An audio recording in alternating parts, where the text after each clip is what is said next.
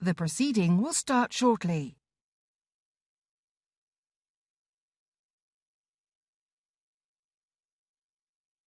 The proceeding will start shortly.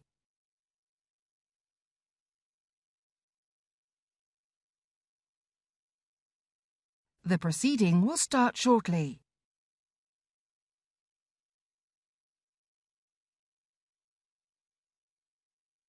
The proceeding will start shortly.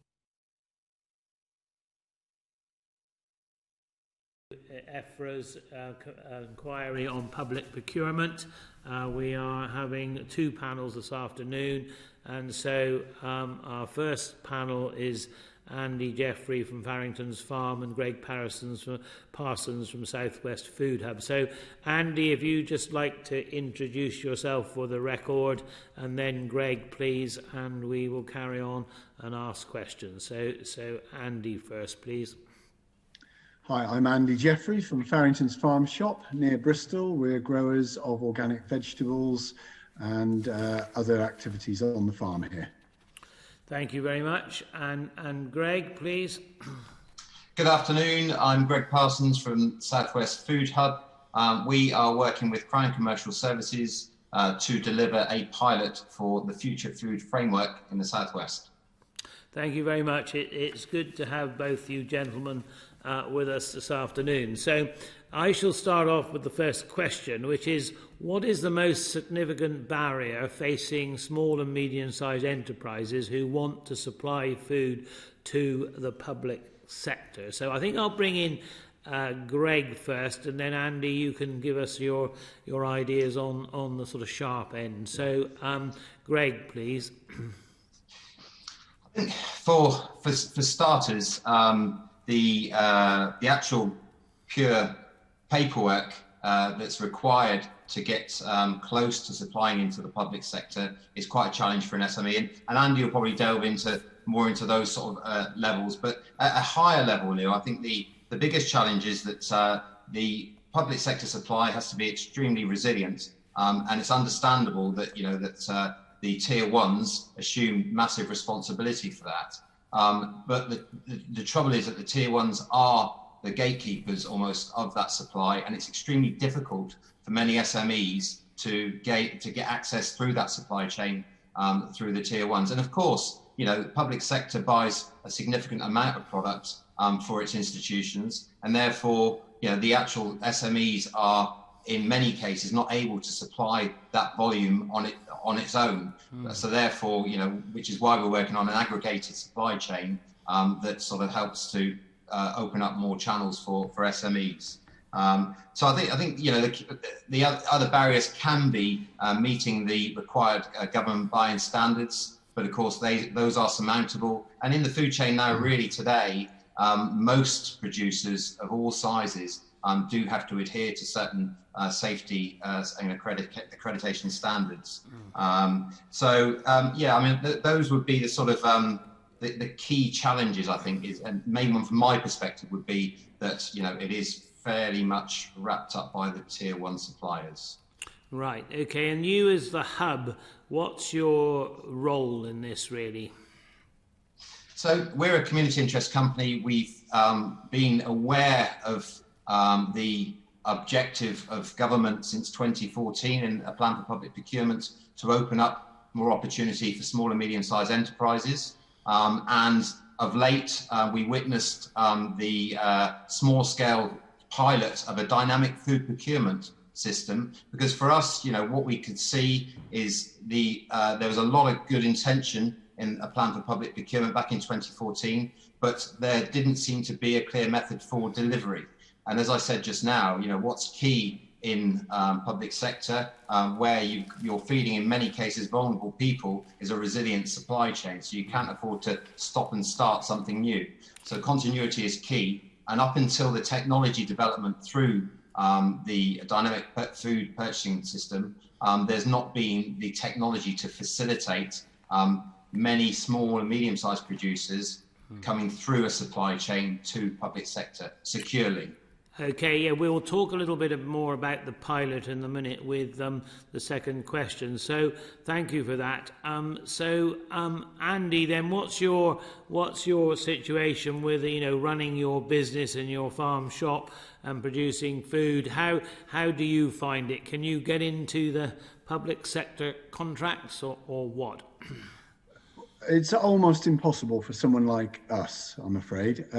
First of all, the form filling. I'll just exhibit a 19-page application form for this the one that we undertook, which was for Bath and North East Somerset, and I'm told that 19 pages is very, very light, and it included questions that I hadn't got a clue how to answer. I can quote one if you want to, but it was a horrendous piece of work for me as a farmer.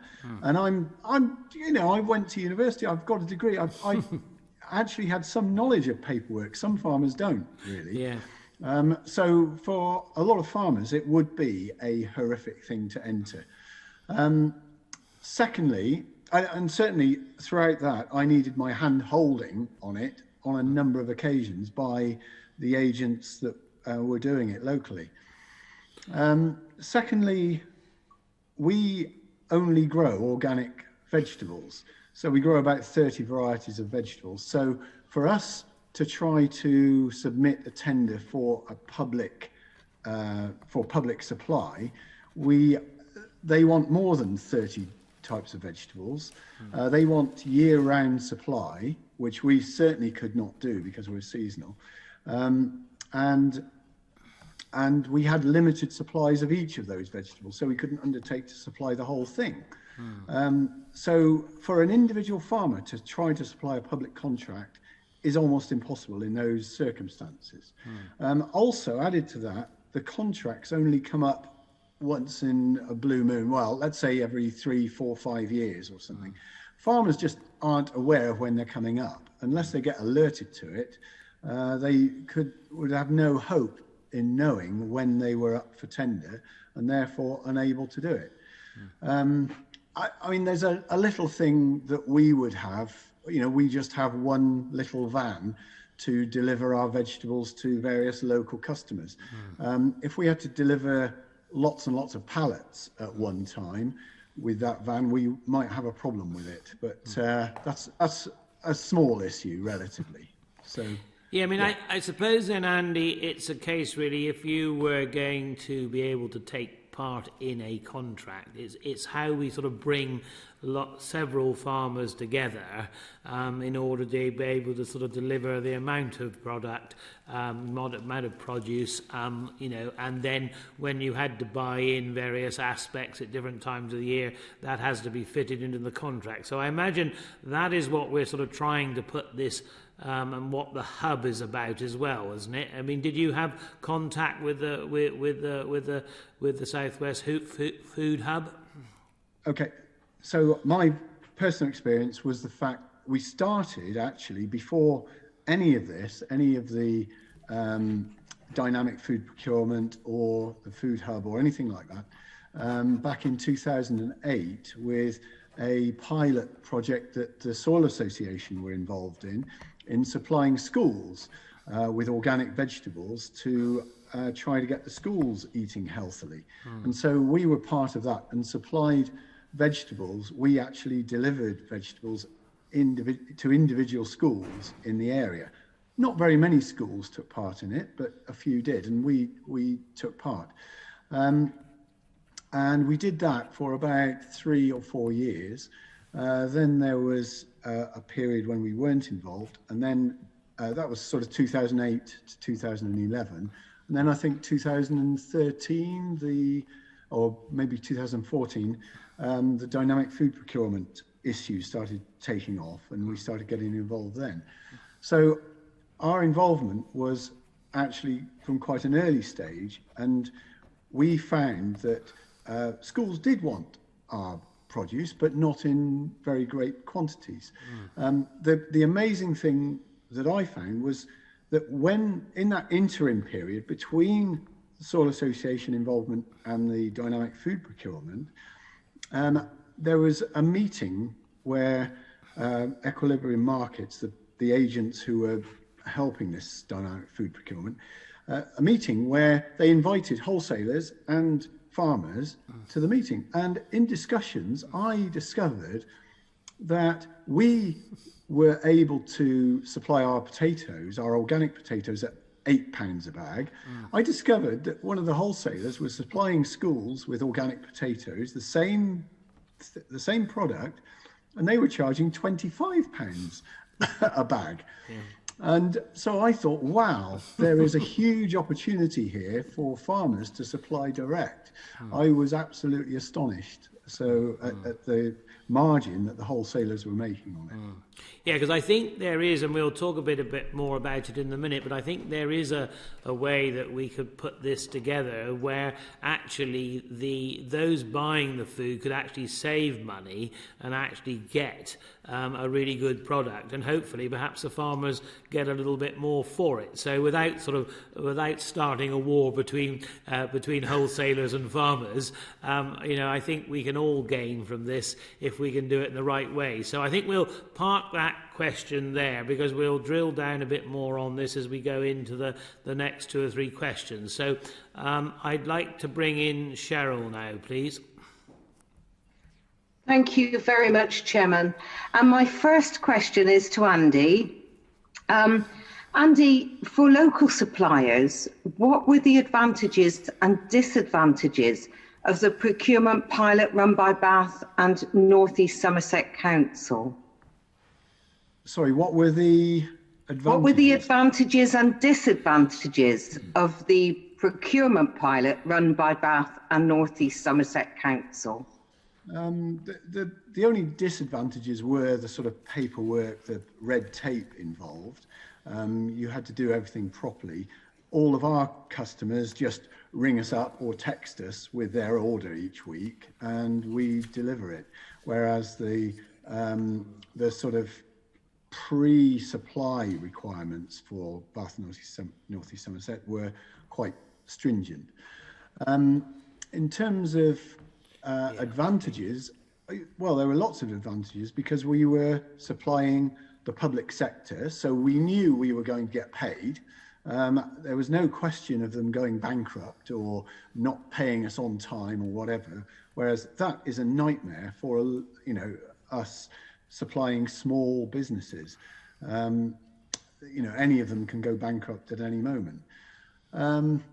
Also, the volumes, the volumes we were experiencing were not outrageous. So we just had a few schools. There were about 60 schools to supply, and the volumes were not that big. So we could easily fit it in with the sort of daily work that we had. And also the other advantage was that the agents, which were fresh range, they actually collected the produce from us. So we had no problem in getting it to the market. So I'm trying to think of any more advantages or disadvantages, but no, they weren't really. I mean, the quality aspects, what we produced was acceptable throughout. I don't think we got told once to take things back because it wasn't of an acceptable standard. So, yeah, no problems really. Thank you very much. And if I could now ask Greg, how should the government make a success of the Future Food Framework pilot in the Southwest? So how could the government make a success of it? Yeah, thank you, Cheryl. I think, first and foremost, we need to get it going. This has been talked about for a long time. And you'll be aware, that there is a board, the National Advisory Board for Dynamic Food Procurement. We've been established since 2015. I sit on that board, and we've been, excited about bringing things to life.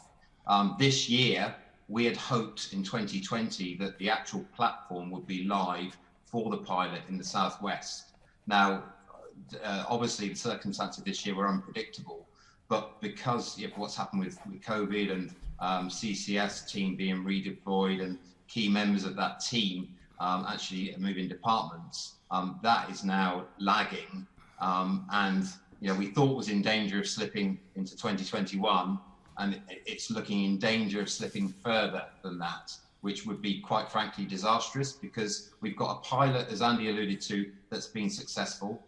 We've got a hell of a lot of challenge coming to the food and agri sectors over the ensuing months and years. And there's never been a more perfect time for something like this to be brought to be put into place. And remember that the Southwest is only a pilot. We are doing all we can to prepare the region to embrace it, to prepare suppliers and buyers ready to engage as soon as it's live. And then as soon as the pilot is proven and modified, it can roll nationally. And then we actually hope that such a way of buying could be applied to the private sector too. So what we need, back to answer your question, is some acceleration. We need the CCS need to be correctly funded, correctly resourced, and with a real spring in their step to get this to life as soon as possible. Thank you very much. Thank you, Chairman. Right, thank you very much, Cheryl.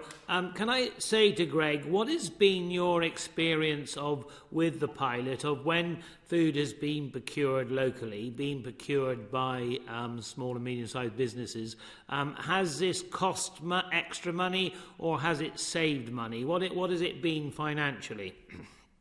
So in the pilot that was running Bath and North East Somerset, there was a saving. The saving was largely driven by a reduction in food miles, which of course reduces the carbon footprint as well. There is, a significant caution in the fact that, or the assumption that local food would always be more expensive. But in Andy's case that he referred to earlier, the bag of spuds at £8 versus £25, I think that the dynamic food procurement system, the future food framework, would put into place a totally transparent supply chain, whereby there's no one product weighted versus another one unweighted and below cost. It would be a totally transparent supply chain, and suppliers can choose at what price point they would like to pitch it versus the quality and the specification product they're supplying.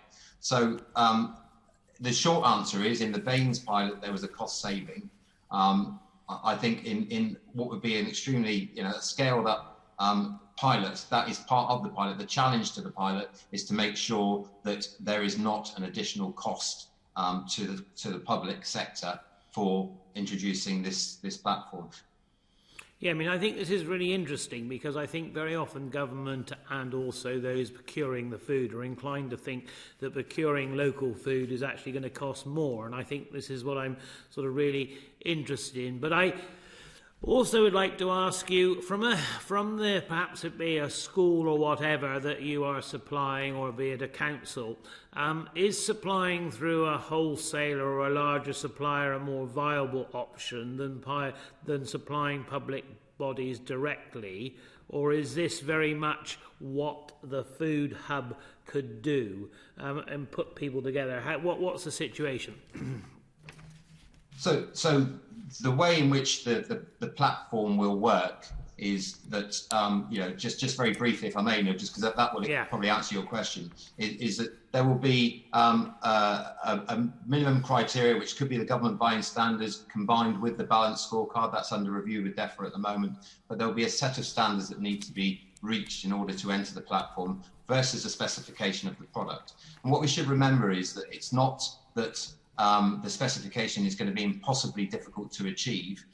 There needs to be specifications according to the different public sectors and according to what they're needing to buy. So therefore, in let's say, in my view, the worst case scenario, if a buyer wants to buy according to cost, they can still do that. But at the other end, if they want to add some value in there by buying a higher standard or buying more empathetic to animal welfare, etc., then they can also choose to do that as well.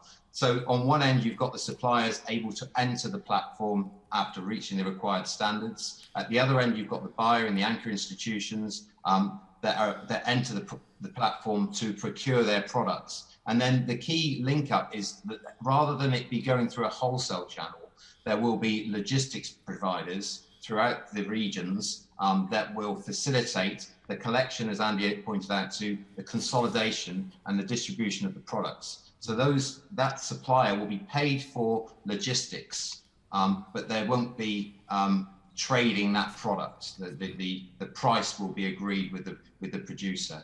So it would be price from producer plus logistics charge, delivery to the anchor institution. Right, okay, so I think I then go back to Andy and say, with this platform, do you think you can be able to access it and get your potatoes or whatever your 29 other vegetables might be into the system? Of course, we've done it already. So, you know, that's what the trial was about. So it has worked.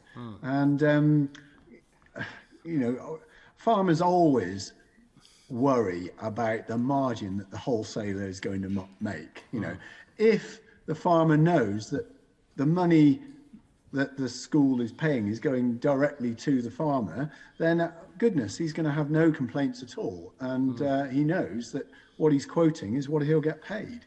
So that's half the battle in my book. You see, I think what it could do is help both with the farmer supplying directly or the business supplying directly the food, and then also actually saving some money as well. So, I mean, I think, you know, hopefully the school gets the good, healthy food directly from the farm, and there's a little bit of saving to be had, and perhaps a little bit of a markup, a little bit of help with the farmer's price. So we might be able to tick all the boxes. So I think it's quite exciting, really. So we wish you well with that. Now I'm waiting for Barry Gardner. He's been having trouble getting in. Barry, are you there? He keeps coming and going. Barry's on the phone now.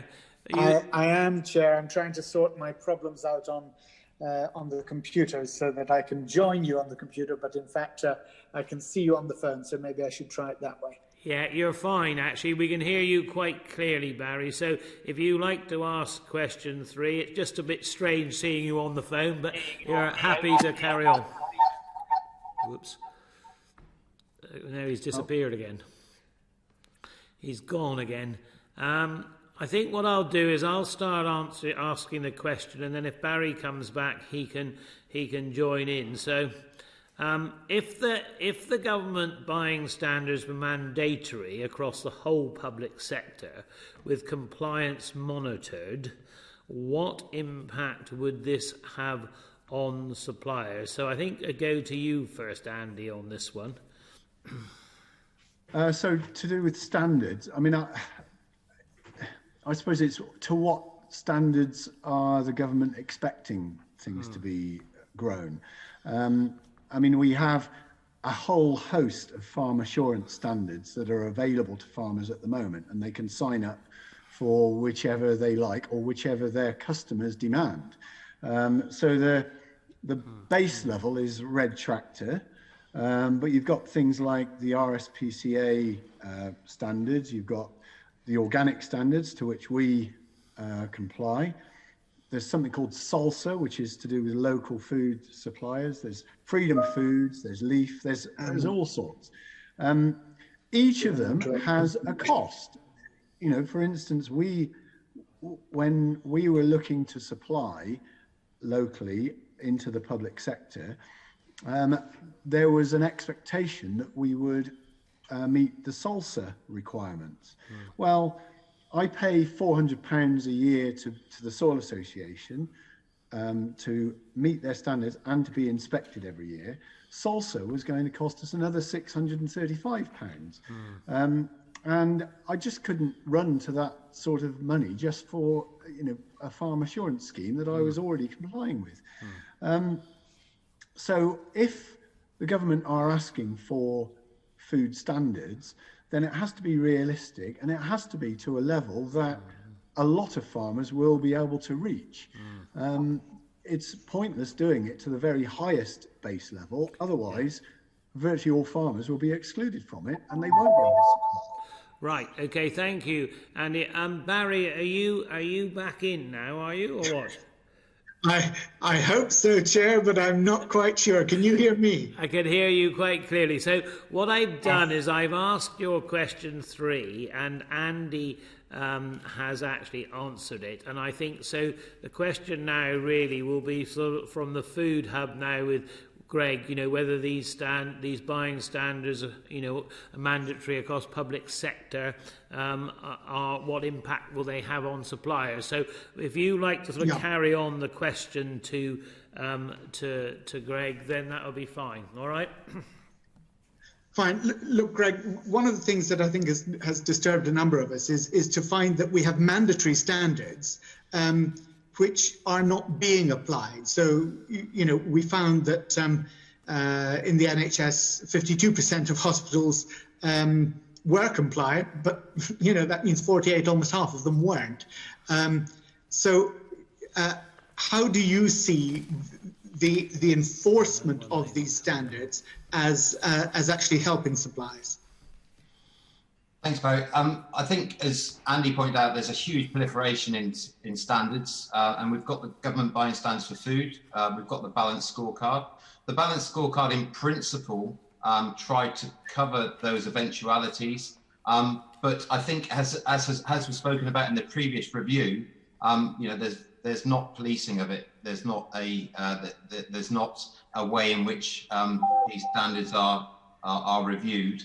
And therefore, it's impossible. My view and the view of the hub would be we are at a unique time in food and drink supply in the UK, and in production in particular. We've got a new agricultural bill, we've got a new environmental policy, and we've also got these not insignificant changes that are led by Brexit and what we've learned during COVID, which is that food security is a big issue.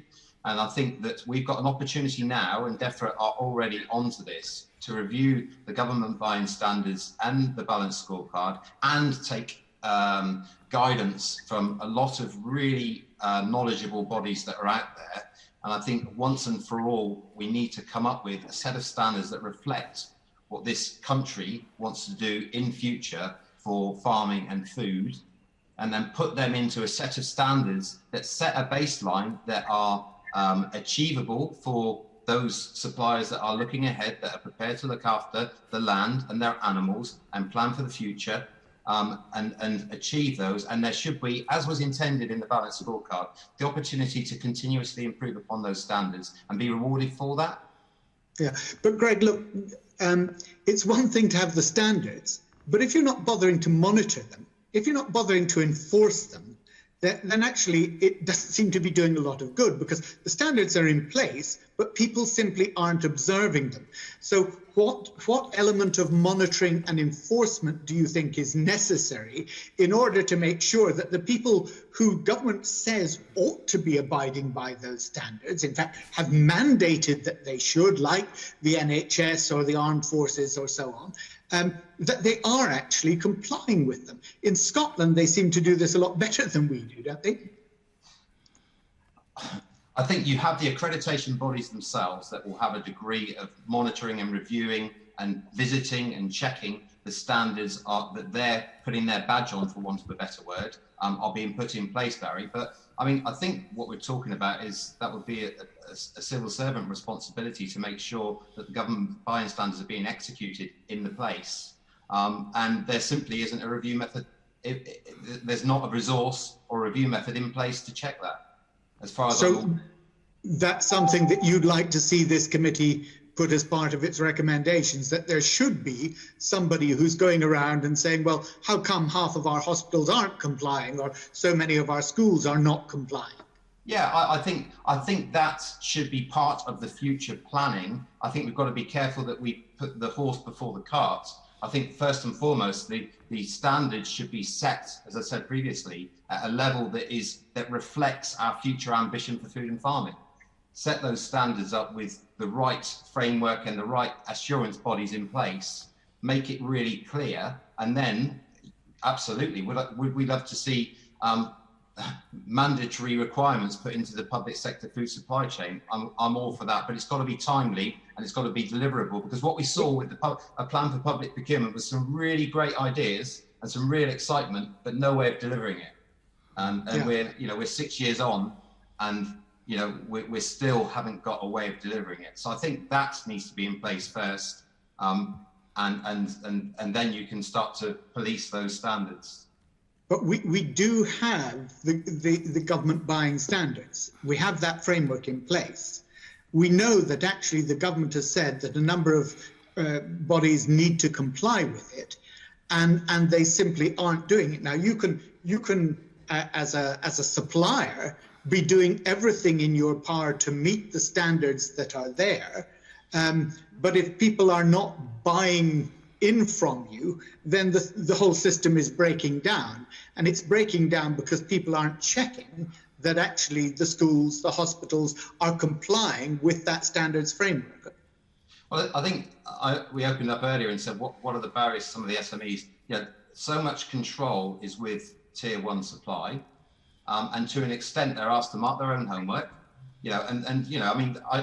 I can't answer for a lack of integrity with that, Barry, really.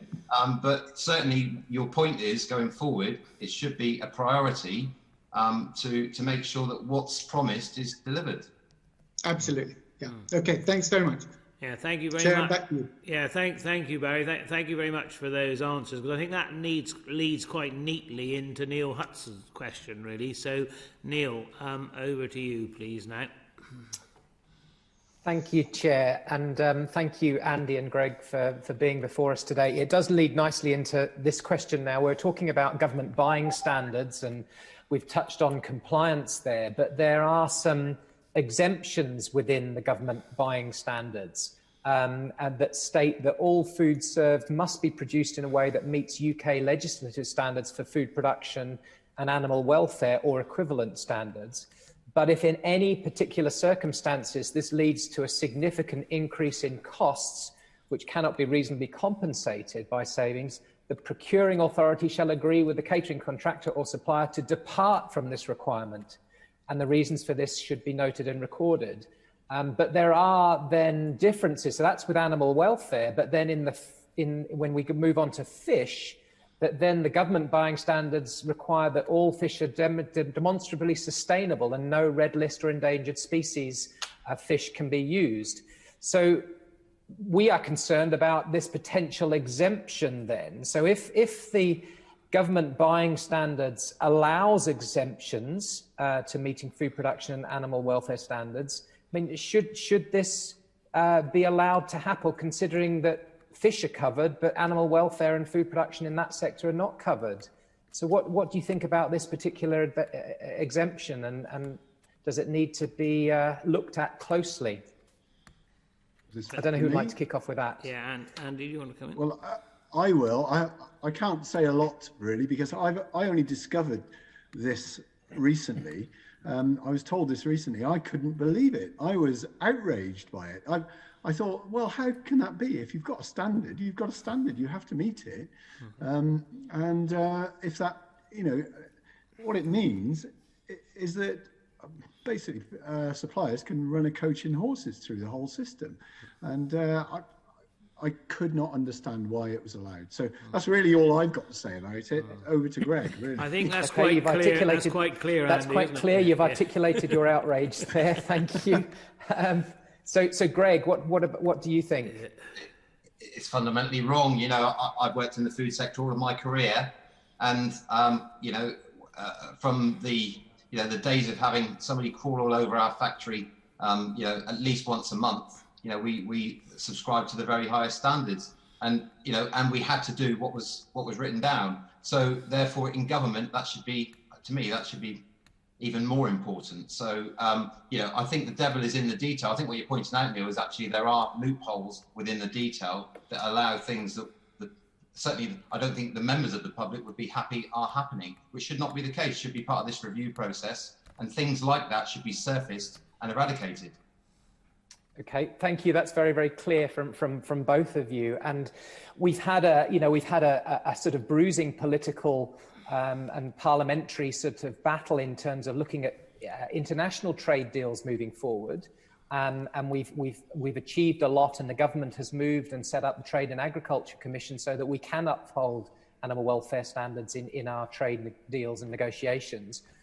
But we have this domestic loophole then in terms of government procurement. So that potentially is something that we really do need to put a magnifying glass over and see if that can be clarified or indeed stopped. So can I ask both of you, the exemption that, that you've expressed your opinion on, are you aware of how frequently this exemption is used? And if it is used, what impact do you think that is having on local British suppliers? Yes. Shall I start? Yeah, do you want to start? Yep. No, I'm not aware of how often it is used, and I wouldn't be able to predict how many times it should be used. So because I'm not fully au fait with the public sector supply chain at the moment, as it operates at the moment. I'm aware of the local pilot that was done here, but that, I don't think it was used in that case. Okay. But let me quote you an example that happened to us a couple of years ago. There were, was it a couple of years? Might have been 3 years ago, but there were floods in Spain, and it meant that courgettes went through the roof in price. They went from something like £2 a kilo up to £25 a kilo, and they were still being imported by the schools. And the agents locally, which was Fresh Range, they tried to persuade the local schools to change their menu from using imported courgettes to using locally grown kale. And in fact, it was our kale that they used instead of the courgettes. And the kale was at £2-3 a kilo. So they were saving money from it. And they could use it in exactly the same way they were using the courgettes, in the same meals that they had programmed in the schools. So that was an example where actually, sometimes if the price goes up, you can just switch to a different product if the chefs or whoever is using it are clever enough. So that's, for what it's worth, that's my opinion. Okay, Greg, have you got anything to add on that? About are you aware of whether this exemption, how frequently it's used, and then what impact might that have locally if it is? I'm not aware of how frequently it would happen. I'm guessing that those that would be most aware would probably be the ones who are responsible for it happening. So I'm not aware of that. What I would say though, Neil, is we do, we're part of wanting to change the whole the culture and approach to public sector procurement. What's happened in the past has been very much driven by price, has been very much driven by the urgency and short-term focus. Food has never been so high on the agenda as it is right now, driven by food security and everything else that's going on. So I think, yes, are there areas to be improved on dramatically? Yes, there are. What I would say is, with the review that's already been announced by DEFRA to review the standards, I would invite in the RSPCA, the accreditation bodies, to be part of that review process and iron out anything like that exists that doesn't need to be in place. I mean, if it was an issue that meant that it was a difference between somebody eating and not, then that makes it a different argument, doesn't it? But if it's a choice that's made on something that may be related to cost, then that shouldn't be the case. Okay, thank you. That's really helpful. And I guess for us as a committee, we've got later on in this session this afternoon, we'll be able to probe this further with procurement, but it's something that we can take on board and see how commonly this exemption is being acted upon and shed a light on that, because I think if we felt that animal welfare and food production standards were being compromised on that, then that's something that we could comment on as a committee. But you've touched on cost there, but hypothetically, if this exemption is happening and that cost is a real factor, then surely the end point could be that local producers will be undercut by cheaper production methods elsewhere. So they would be undercut, wouldn't they?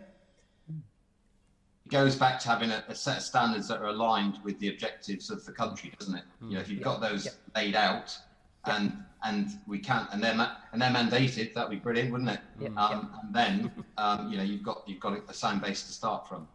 You're right. I think it's about our values as a country, and hopefully the Trade and Agriculture Commission moving forward will be able to articulate a lot of that about where we stand on these food production and animal welfare standards, that we are not going to go below those. So thank you very much. Back to you, Chair.